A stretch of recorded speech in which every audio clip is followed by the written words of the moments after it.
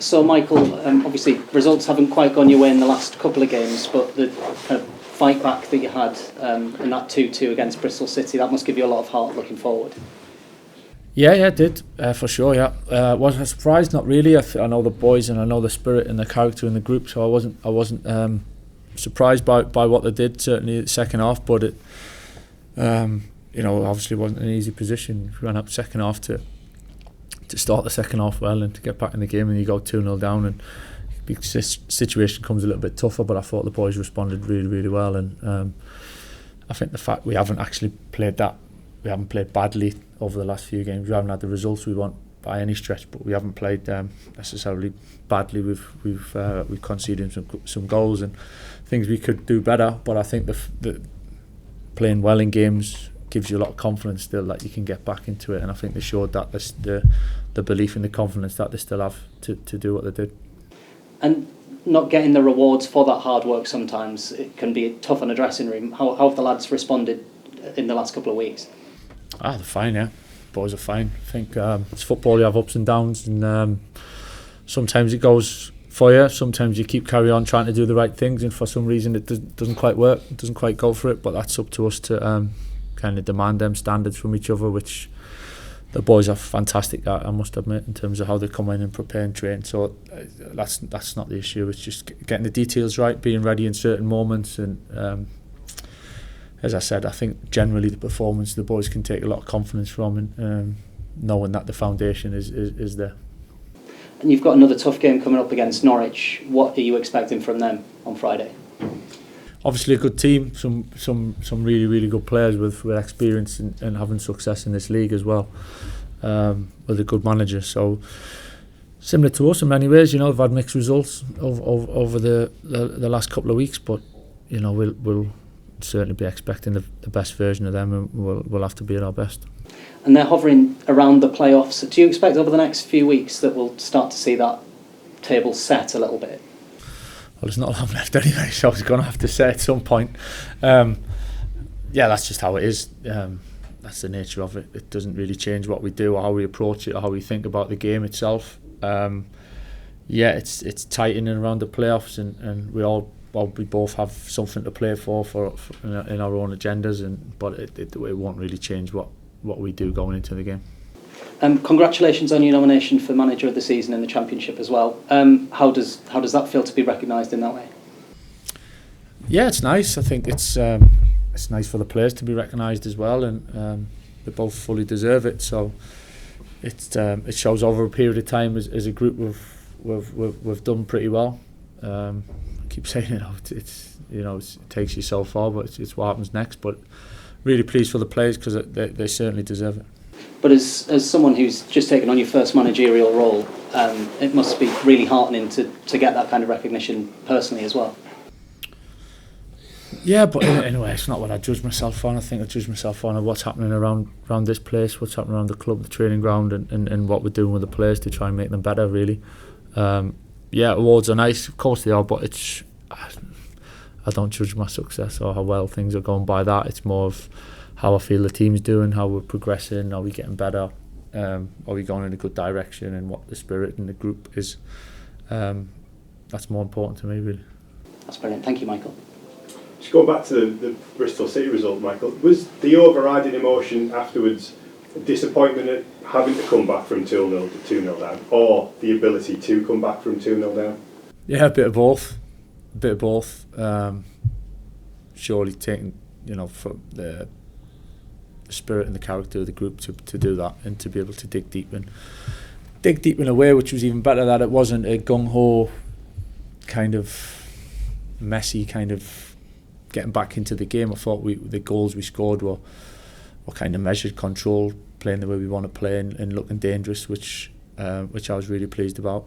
But yeah, of course you don't want to be behind like that in games, and that's what we're trying to avoid, really. Obviously at this stage of the season we don't need to be making games harder than they should be, but at the same point we're up against teams with good players and good forwards, so we respect that. But we can certainly be better, but it's not the end of the world in performance levels by any stretch, because I think we've still been playing okay. It's just fine margins in games can twist and turn them. And clearly Huddersfield and Bristol as well, kind of those defensive frailties kind of coming to the fore a little bit. Clearly you attack as a team and you defend as a team. Are you concerned about the fact that you're shipping more goals than you were previously? I wouldn't say a concern, no.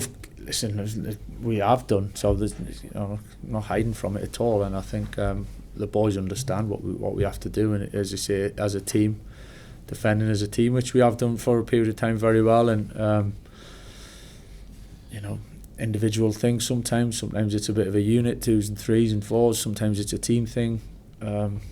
Concern not so much, it's just more of a case of, right, what can we do better to improve, what can we do to avoid it and give ourselves a better chance of winning games. I was chatting to Paul Simpson, the Carlisle manager, a couple of weeks ago about their position, how they went from they were sort of being chased to back to being in the position as the chase now. I guess it's kind of similar for you at the moment. Does that bring any kind of a different pressure where you're going after Sheffield United, they're kind of out of reach now, and then all of a sudden you've got teams around you that are snapping at your heels? No, because we didn't really do it any different to before. It's a game of football now in front of us. That's basically how we got to approach it and think about it, and irrespective of where we are in the league, the next game you want to try and win, whether you're top of the league or bottom of the league, you need to try and win the next game, and that's it. That's his focus as it is, and I've said it for some time now about the league. Takes care of itself. You pick as many points up as you can. You can overthink it at times. It's a game of football against a good team, but if we play well, we've proved we can match or be better than a lot of teams. So that's the challenge for us more than anything. And big games coming up, Norwich, Luton in there as well. These big games, as you just said, but it's to be enjoyed as well, isn't it? You've got to accept the pressure, but see it as something as a positive. It's a privileged thing when you're a privileged position to be in somewhere you're expected to or you're expecting of yourself to perform and to have a level of success. I think it's definitely not a negative by any stretch. It's what we're in the game for, is to try and achieve things and try and push ourselves to be better, and we're in a privileged position to be where we are, and we'll relish the challenge ahead. Obviously, you won the reverse fixture against Norwich back in November 2-1. It was a late winner as well. The stakes are a bit higher now towards the end of the season, but what have you learned since then and from that game?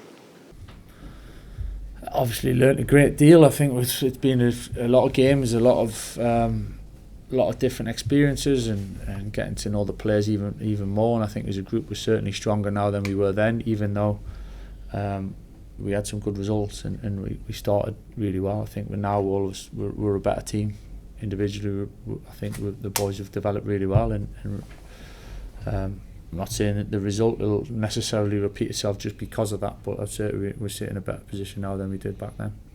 Obviously the last few results, as has been mentioned, haven't quite gone your way, but how do you then continue to instill the confidence in your team that this can be a successful end to the season? I think the boys feel that anyway. I think it comes down to the performances. I don't think the actual general performances show that the boys are lacking confidence. I think it's certain instances in games that have kind of cost us and put us on the back foot, but I don't think the boys have lost any confidence. I don't worry about that. Just a word on Chuba Akpom. Obviously he's been nominated for the Championship Player of the Season. How pivotal has he been? Yeah, he has. Obviously he's scored a lot of goals too, but he's been a big part of what we've done and the successes of the team. Talked about him a lot, and most weeks it's about Chuba, and that speaks volumes of what he's done for us this season, and hopefully he can finish the season really strong. And finally, obviously it's been a busy week or so, obviously a lot of travelling involved. How do you then keep the intensity of training sessions and in the matches high despite all the travelling? It's not an issue, honestly. It's just another game, it's another few days training. It's travel's travel. We get spoilt, we're able to fly to Bristol, so we get spoilt. So there's games is games. It's what we train for, it's what we're prepared for. We're fit as a group for it, so it's not an issue. How's Dale? We're still waiting, really. So we're hopeful, but I'm not sure if he's going to be fit or not. We'll have to wait and see. Hopeful that it's not long term, or hopefully he might be ready for Friday. Hopeful that he might be ready. At the same point, it's one of them at the minute. We're still not sure of exactly how it is, so keep my fingers crossed with him. Is this a new, because obviously he hasn't started that many games recently, is this a niggle that goes back a bit, or is it just a new? No, he's just had a couple, Dale, actually. He got a bang on his ankle last minute against Preston that set him back for the international week. And then he had a bit of a problem with his Achilles, so it's not been just one problem. He's just been unfortunate over the last few weeks with 2 or 3 little different things that have held him back. But we'll hopefully get him back as soon as we can and ready for the running and see what happens after that. When you talk about the defensive moments, as you put it, the last few games, how do you eradicate those when they are just moments rather than defending badly over the course of 90 minutes week in, week out?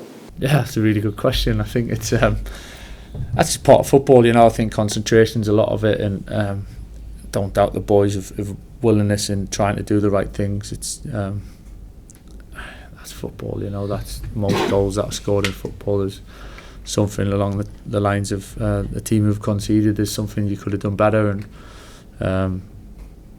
there's a bit of perspective about it as well, and not overthinking it, not killing yourself, and it.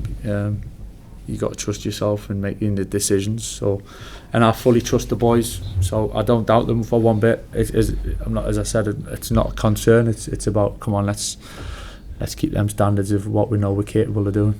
Just ask you about Aaron Ramsey. Obviously, you spent the first half of the season on loan at Norwich and played against you. When you signed him, he was injured or he was coming back from his surgery. Is that kind of evidence in itself of how much confidence you had in him, that you were willing to sign him on the back of the surgery, without really knowing when he'd be back and up to speed and fully ready to go? Yeah, listen, we knew AJ was a terrific footballer. I had seen him myself in parts, but obviously Aaron was, Danksy was a big part of it as well, because he knew him so well from Aston Villa. So I suppose there's almost a bit of inside information in terms of he's worked that closely with him, knew what he was all about, and we were confident that he could come, he could develop, and it would be a good one for him first of all as well, to come in and playing a good team, but certainly for us that he could help us, and I think we've all seen what he brings and what a terrific player he is. And that bit of inside knowledge that you mentioned there has come in handy, hasn't it? Because Aaron and Cameron have both made a big impact, haven't they, since January? Yeah, it helps, and that's things like that come into play when you're trying to bring players in at the football club, and trying to find out that little bit to give you that kind of belief that it's the right thing to do. Certainly with them 2 boys, it's worked out really well, and hopefully they can still play a big part between now and the end of the season. And I don't know kind of what the future holds for them, whether there'll be any chance of bringing them back in the summer or another loan, but from what you've seen, do you think both can play regularly in the Premier League next season? Can they both play regularly? Listen, I think they're both hugely talented and young players, and there's a lot of things kind of got to fall into place for them in terms of what happens with us, what happens with Aston Villa, where they end up playing, and certain things. So, but certainly they're capable of doing it. Hopefully the pathway for them works for them, and they end up having fantastic careers wherever that may be, because they're two terrific lads as well, which is just as important for me.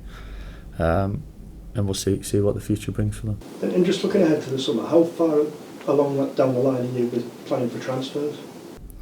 Yeah, we're always planning. It's not always easy, it's not always straightforward. Obviously you've got a few things juggling at the moment, and I'm being in the position we're in, it is what it is. So there's all different plans going off at the minute. Does the recent international break almost give you just a little bit of a chance to maybe take a step back and sit down and have those conversations that you might not have a chance to when you've got games Friday, Monday? It's more just ongoing, to be honest. I think it's a gradual one. It's not a big decision deadline or by this stage. I think it's more of it's evolving all the time, and conversations are on all the time, each and every day, for about certain things. So it's the plan's in place and keeps changing at different points, and it keeps adapting, but we know what direction we want to go in.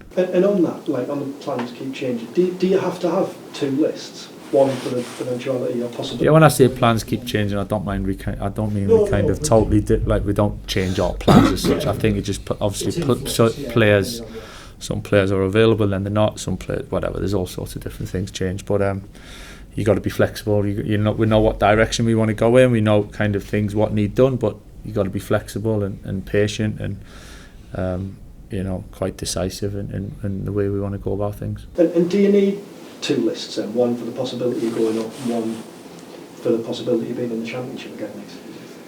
I think you've got to cover all bases, yeah, and not necessarily two clean different lists, but I think we've got a plan, and that's not assuming we'll be in the Premier League, because we're not blasé about that. We're not getting carried away, I think, as a club, and we've got the responsibility to plan for all different scenarios. So of course it's something we've talked about, but we're definitely not getting carried away from the situation that we're in just now. And just one more from me. You talk about the comeback on Monday, but you touched on it there. Do you get even more belief from the fact that you came back playing the way you want to play, and the goals you scored the way you want the side to play, rather than panicking when you went 2-0 down and maybe going direct or kind of losing sight of what you want to do? Yeah, I do, for sure. Yeah, and I know the players do, and that was really pleasing to see, that we didn't lose our heads. We stuck to what the boys are good at, what's been working for a period of time, and it's very easy to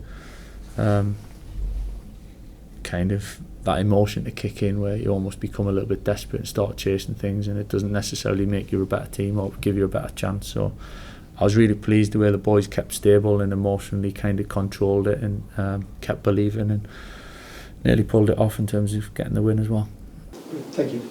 Just going back to the summer planning, Michael, I mean, obviously games come thick and fast as they do in the Championship. How often do you get a chance to kind of sit down and speak with Kieran Scott about that? He's got the office next door to me, so it's constant, just constant conversations, really. Yeah, and how have you found, obviously you had the January window together, and then moving forward, planning for the summer, how have you found Kieran and working with him and his recruitment team? Yeah, good. I think it's about working with people. Any business is. It's about working with people and getting the best out of each other, and working together as much as everything. And don't always agree, or sometimes you might disagree about certain things, but it's certain. We're in it for the right reasons, to try and make this club and the squad better. So it's gone really well so far, and we keep trying to make things better as we go. Yeah, and obviously in those situations, as you see a business move forward, you know that relationship is an important thing, and kind of seeing things the same way, but being able to disagree as well, respectfully. Is that something that you see and develop between you and Kieran? I think any relationship within the club, whatever it is, whether it's with players, whether it's certain members of staff, certainly me and Kieran, when we're trying to plan and see what direction we want to go, make a decision on certain things, and we get on absolutely fine, and we see things very similar, so it's fine. Yeah, and coming onto the back onto the pitch, you described it as kind of a tougher period that you're going through right now. In your experience as a player, you'll have been through them, as a team, not as an individual, but as a team, tougher period. What was it that kind of brought you out of those periods? When I say a tougher period, I think it's more about results. I don't think it's necessarily a tough period in terms of coming to work every day, or going out training every day, or the spirit within the group, or anything like that, because it's not. It's just more of, we haven't won the games we wanted to win, and it hasn't affected how we've done the day-to-day. And that comes down to, I think, the confidence and the level of performance that the boys know they're capable of, and that we've kind of we still perform to a certain level, even though we haven't had the results we want. So I think that certainly helps, and we're definitely not beating ourselves up about the situation by any stretch. I think if you're seeing the group training in and around the place, I think you wouldn't really sense any difference, which was credit to them as characters.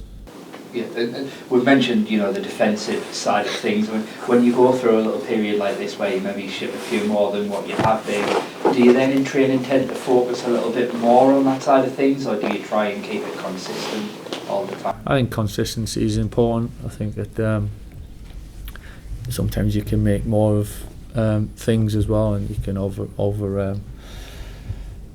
overemphasize things, and I think we've been pretty consistent from the start about how we want to play and the things we want to try and do within the game, and I say to you all the time, but it's trying to improve day by day, and we won't change the track that we're on just because results or certain moments of games have gone for us or against us. It's a kind of a pathway that we're on, and getting the best out of the players, and there's different ways of doing that. Yeah, and And obviously during the period, as you say, performances haven't, dipped too much, but we've spoken a lot about the kind of players who haven't had as many opportunities as they perhaps like, and this might be an opportunity for them where they'll be metaphorically at least knocking on the door and hoping an opportunity might present itself to them. How do you balance that in terms of keeping them hungry, but also presumably what you spoke after the game about not making drastic changes, etc.?